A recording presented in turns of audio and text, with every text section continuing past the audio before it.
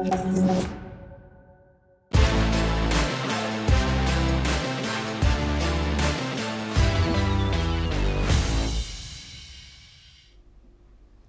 and welcome. I'm Kriti Mehta and you're watching a World of Sport on NewsX World. Let's take a look at some of the top sports stories of the week. India crushes New Zealand in the third T20I as Abhishek Sharma's blistering 14-ball 50 and Jasprit Bumrah's clinical spell leave New Zealand helpless at just 153. India stormed through the chase in just 10 overs, securing an unassailable 3-0 lead in the series with 2 games still to play.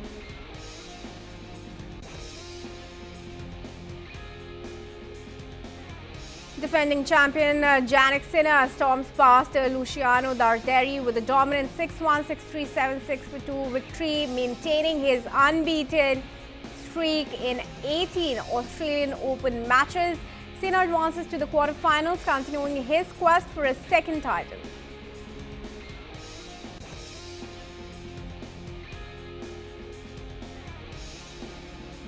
Manchester United pulled off a stunning 3-2 win over Arsenal at the Emirates Stadium, narrowing Arsenal's lead in the Premier League title race to just 4 points ahead of Manchester City and Aston Villa.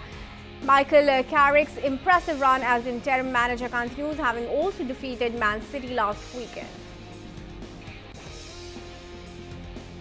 McLaren and Red Bull reveal their 2026 Formula One cars as pre-season testing starts in Spain. McLaren showcases a one-off livery for testing, while Red Bull introduces their new in-house engine. American Patrick Reed secured a 4-shot victory at the Dubai Desert Classic, finishing at 14 under par despite a level par 72 in the final round. Reed maintained his advantage, earning his first Rolex Series victory on the DP World Tour. And on to the first story. Now, the transfer window continues to see significant activity with key developments including Liverpool, Tottenham, Bournemouth and Arsenal. Here's the latest from the football world. Tottenham Hotspur are in talks with Liverpool over a €5 million move for Scotland captain Andy Robertson. Robertson, who's 31, is in the final months of his contract, and with the arrival of Milos Kerkez, he has made just 4 league starts this season. However, Liverpool are unlikely to sell Robertson after considering the offer. The deal was initially agreed in principle, but complications have arisen. Liverpool needed to recall left back Kostas Tsimikas from his loan at Roma, but they have been unable to do so. In addition, defender Joe Gomez suffered an injury in Liverpool's recent defeat to Bournemouth, which has further complicated the situation. Despite the offer from Tottenham, Robertson has not been actively pushing for a move, although he is keen to play more regularly ahead of this summer's World Cup. Liverpool captain Virgil van Dijk has expressed his desire for Robertson to stay, describing him as a very important member of the squad. Robertson has made 364 appearances for Liverpool, winning 9 major trophies including 2 Premier League titles and the Champions League. Meanwhile, Tottenham are looking to strengthen their left-back position after Ben Davies' ankle injury. Robertson's arrival would also allow Jed Spence to play on the right. Spurs have now recently signed 19-year-old left-back Sousa from Santos, but he is seen as a development option for the future. Liverpool have also renewed interest in Fulham's Anthony Robinson, with the 28-year-old open to a move.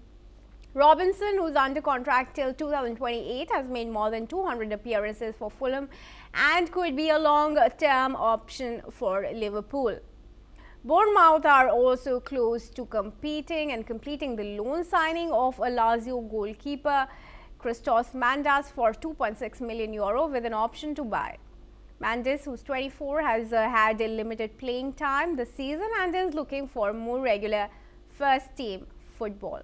Finally, Arsenal have been told they will need to spend over €80 million to sign Atletico Madrid's Julian Alvarez this summer. The 25-year-old Argentina international has been in strong form this season, and with his contract running until 2030, any move would require a substantial fee. Arsenal, currently in a strong position in the Premier League title race, are looking to strengthen their squad as they push for the title. Now, with the transfer window closing on February 2, clubs are rushing to finalize deals, with many moves still up in the air. Now, joining me in this discussion is Rahul Lakhani, who is a journalist joining us from London. Rahul, thanks very much for joining me. Firstly, Tottenham is in talks with Liverpool over Andy Robertson, but Liverpool has resisted the move. What do you make of Liverpool's stance, and does Robertson really have a future with the club? Well, I think it would have been a surprise if Liverpool let Robertson go in the middle of the season. Even though he's not first choice anymore, he's still a really crucial player. And we saw that at the weekend. Milos Kerkez has failed to really convince since he's joined Liverpool. And Kerkez actually came off at half-time for Robertson against Bournemouth. And despite not starting many games in the league, Liverpool still have a Champions League campaign, an FA Cup campaign, and a player such as Robertson provides a lot of experience. So I'd have been shocked if they let him go without any sort of replacement coming in. And I think if Tsimikas was to come in from Roma, it looks like Roma won't sanction that without a replacement themselves. I do think that's still a downgrade on Robertson. Robertson is a Liverpool legend. He's one of the best left-backs Liverpool have ever had, and his experience will still prove invaluable in what has been a tough season for them. So I would have been shocked if they let him go just for the sake of a few £1 million, unless Robertson pushed for the move. He does want to play ahead of the World Cup. I think regardless of how much he plays, he will be a starter at the World Cup. He's a crucial player for Scotland. So I don't think his place is in any danger, but I can see why he would want to get himself fit. But even at Tottenham, I think he would have made a lot of sense for them to add more experience to their back line. But yeah, I'm not surprised in the slightest that Liverpool have now taken the stance that they don't want to let him go. Now, Liverpool is also renewing their interest in Fulham's Anthony Robinson as a long-term option, while Tottenham is looking to strengthen their left-back position. Which player do you think would be the better fit for Liverpool? Well, I think Robinson could be a good fit in the summer. I can't see it happening in January. But even in the long term, he's 28. Yeah. I don't think he's an upgrade on Kerkez or even Robertson at this point. He's a very good player. But this season, he's not shown the attacking threat as he did last season. He recorded 10 assists in the Premier League last season and 0 so far. So, and it depends on the price. He's under contract until 2028, which means that Liverpool might be able to get him in a cut price deal in the summer, and then he could rotate with Kerkez. If he moves to Tottenham, that would be a good signing for them, in the sense that he would add experience, depth, another attacking option on the left. But with Destiny Udogie there, with Jed Spence there as well, I'm not sure if they need numbers as much as they need game-changing quality. And whilst Robinson has shown that in the past, this season he's not been at his best. But I do think he would make more sense for Liverpool in the summer. I think Andy Robertson will leave Liverpool, just not right now. And when he does go, he could go to Tottenham and Robinson could go to Liverpool to replace him. And I think that could be a good move for all parties, but it would depend on the price. Rahul, now talking about Arsenal, they've been told they'll have to pay over €80 million for Julian Alvarez. Now, while Bournemouth is also finalizing a loan deal for Christos Mendes, which of these deals do you think will have the biggest impact on the remainder of the season? Well, I can't see Arsenal moving for Alvarez until the summer. I think in the summer he will be a huge target for them and for Barcelona and for a lot of other clubs. The problem is for Alvarez is that he's actually not had a good season himself. He's not scored an open play goal in La Liga for the last 15 games, but he's still a World Cup winner, a Champions League winner, someone with proven quality. And I think in the summer, if Arsenal do move for him, it's because they want a multifaceted attack. Their attack is struggling right now, where Victor Gyökeres, Gabriel Jesus, even Bukayo Saka, they're all struggling for goals. And so maybe they do want Alvarez to, as proven quality, to kind of get their creativity up a level. But right now, I can't see it happening in January at all. I can't see Atletico letting him go in January. And if they were to let him go, it'd be more than €80 million. And then if we go to the deal for Bournemouth, I think bringing in Lazio's goalkeeper is a good move for them. When they signed George Petrovic in the summer, he was brought in as a long-term number one option, but so far he's really failed to convince. And the goalkeeper coming in, he's coming in on loan with an obligation to buy if he makes a certain amount of appearances. Now, what this means is that he will either establish himself as first choice, and then the move will be activated permanently, and by next season he'll be the first choice, or if he fails to convince, then he'll go back to the bench, and they may terminate the loan at the end of the season. So I think it's a really good move for Bournemouth right now. I think in the second half of the season will give them a boost defensively, where they've struggled for results in the last few months, but I think just a more experienced head through in between the sticks could help them, having lost so many defenders and their goalkeeper last summer. Right, Rahul, thanks then very much for joining me in this discussion with your perspective. And now moving ahead, viewers, let's track some T20I cricket news. Now, India have stormed to an emphatic 8-wicket victory over New Zealand in Guwahati, taking an unassailable 3-0 lead in the T20 series. Chasing 154 to win, India's opener Abhishek Sharma led the charge with a blistering 68 off just 20 balls, including a sensational 14-ball 50, marking India's second fastest ever in T20 internationals. His explosive start set the tone for India's dominant chase.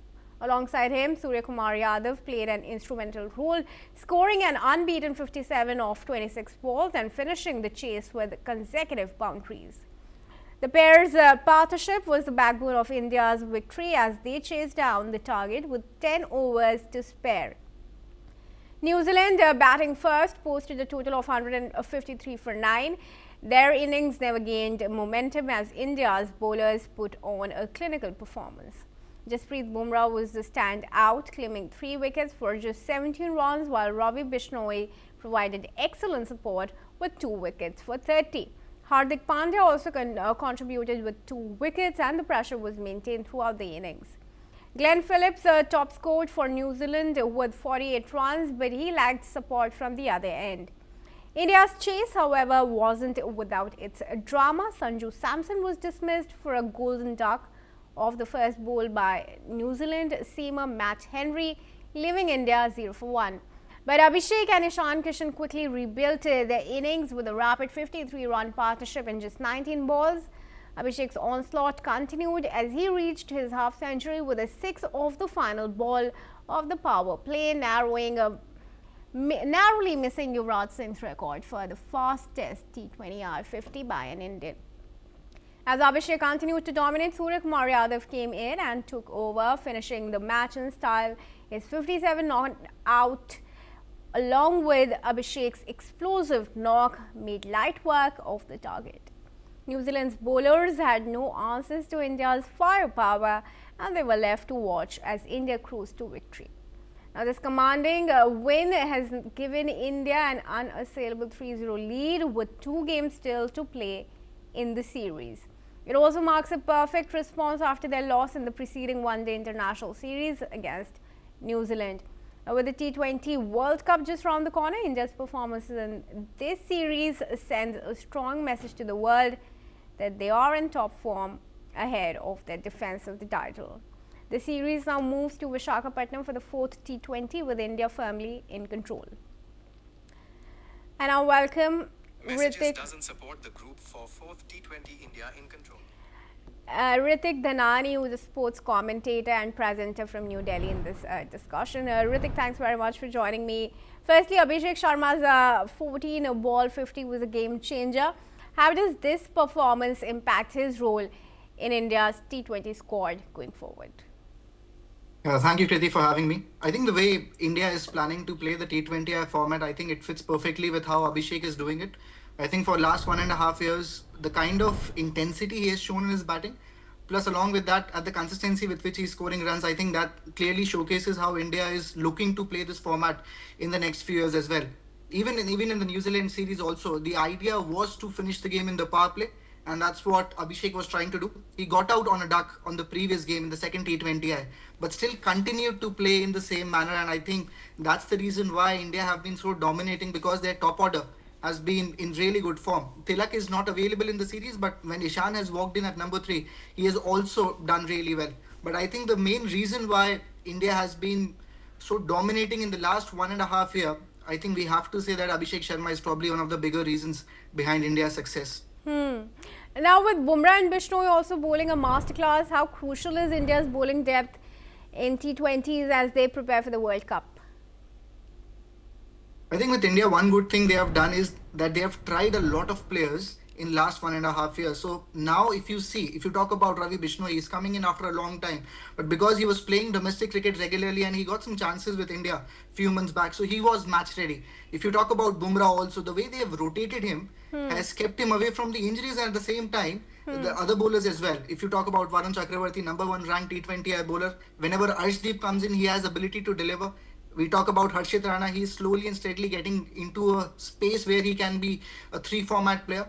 So the kind of talent India has picked for the T20 World Cup, they have given them good chances and they have rotated them nicely. At this moment, everyone is looking in good form, and that's the reason why the flexibility we talk about. They can pick in any 4 bowlers right now out of the squad and they will deliver it for them. Right, talking about New Zealand, they've showed early promise but failed to maintain momentum. What strategies can they really adopt to combat India's dominance? I think with New Zealand, I think we have to say that if you talk about the 2 T20Is, the second and the third one, they didn't win the toss. And normally in these conditions, whenever you are playing in India, and more importantly around January or February, there is a lot of dew. So any team that's bowling second obviously is in a very difficult position altogether, especially against a team like this in which there's Hardik Pandya, Shivam Dube, now Rinku Singh adding to it.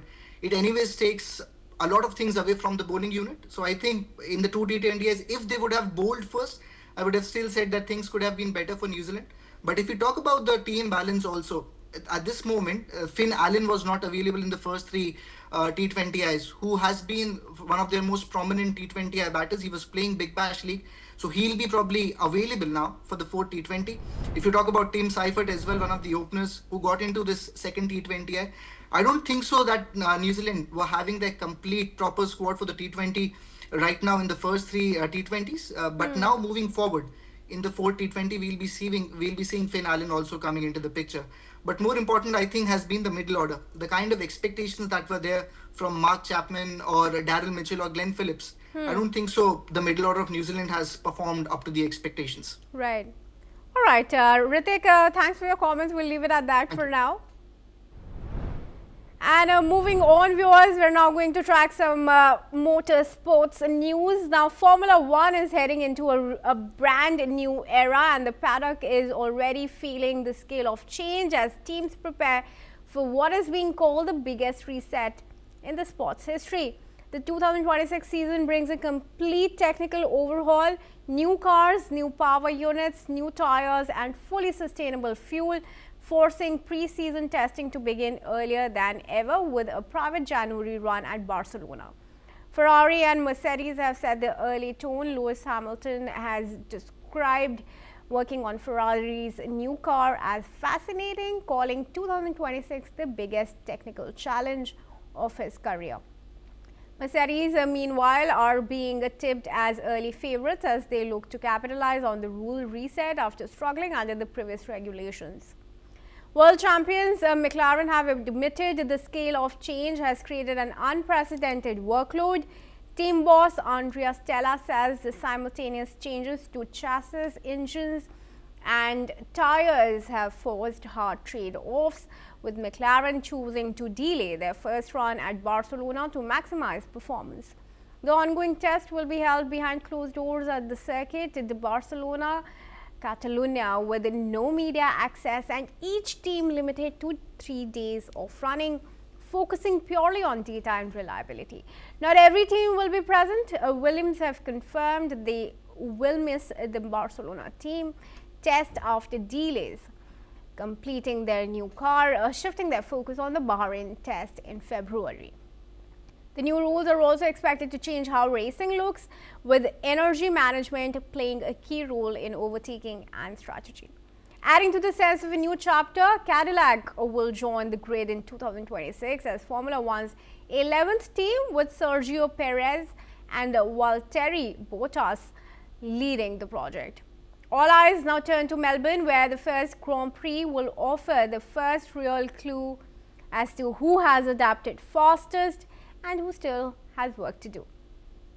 And I welcome Charanjit Singh Kohli, senior F1 writer from Sportskeeda in this discussion. Charanjit, why is secrecy around pre-season testing really important for teams? And how could it really impact their preparation for the 2026 F1 season? So the secrecy, I think it comes down to a lot of what happened in 2014. So the current power unit that we have, it's a V6 turbo hybrid that we had in 2025. The last time we had a major change in terms of power units, it was in 2014, where we switched from V8 naturally aspirated engines to the V6 turbo hybrids. At that time, on the very first day on the broadcast, we had very little running. Cars was stopping on track, left, right, and center, and the maximum number of laps, I think it was done by Kimi Raikkonen. He had just around 30 laps or so. So that was not great optics for the sport, and what that led to was a lot of negativity before even the racing had begun. As the testing continued, things evolved, things started getting a bit better, but by the time the entire testing was done, the preseason testing was done, there was a lot of speculation on how the racing is going to be and if the cars would even last an entire race. So it seems that is one of the reasons why at least the teams and Formula One, they're trying to suppress as much negativity as they can, keep the messaging as much positive as possible, and that is primarily the reason why the Barcelona test, it's been run behind closed doors. It seems that the first Bahrain test, it will also be, at least for now, that is the information that has come out. The first Bahrain test is also going to be behind closed doors, and we'll have just 1 hour highlights and key updates at the end of the day. The reason, it's pretty simple.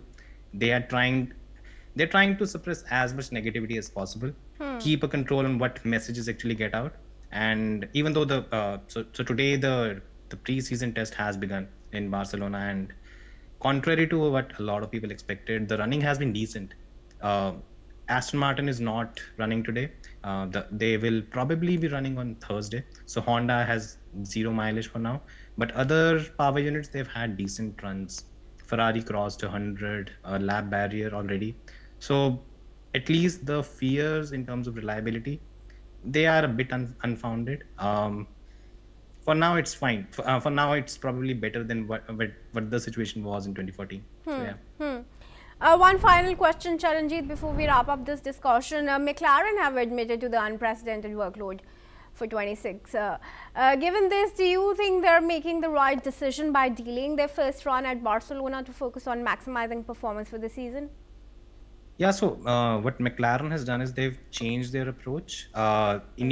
The conventional approach that a lot of teams will follow is they'll bring a Spec A car in the first test in Barcelona today, and they will try to run that car for the first test and probably for the second test as well before bringing a major upgrade for the final test in Bahrain or pre-Australia, the first race. That's a very conventional approach that a lot of teams follow. What the reason behind it is simply because they want to analyze how the power unit is working. The entire focus will be on power management. What McLaren has done is, and they've launched their car today, the process and the approach that they are following is they've basically brought the car that they're going to run in Melbourne, which is in March. So what they are going to do is that they'll have a complex product already in place, and they'll try to learn and analyze this product as much as they can by the time they reach the first race. So the reason why this is a bit of a different approach is they'll probably have a slightly outdated car compared to what other teams would, but they'll have a larger scope of direction that they can take, and they'll probably look at what the rivals are doing and then try to go for the best possible solution. Now, in the era of cost cap, it makes sense to a certain extent because they're hedging their bets on a long-term thing. It's a long-term project for them. Maybe by mid-season they are catching up and doing a better job compared to other teams. But yeah, it's a different approach. Whether it works or not, it's entirely, we'll see. Sure, we'll indeed watch out for that. Charanjit, thanks very much for joining me. Thank you.